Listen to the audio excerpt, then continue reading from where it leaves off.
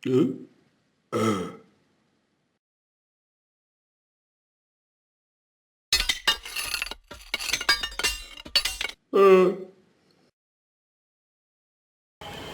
setengah, dua, tiga, oke.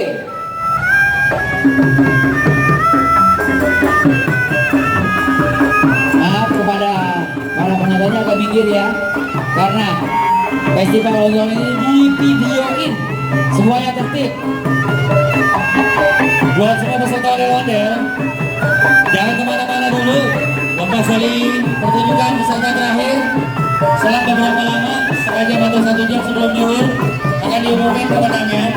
Jadi buat peserta ondel-ondel sebelum waktu zuhur tiba, akan sudah diketahui hasilnya.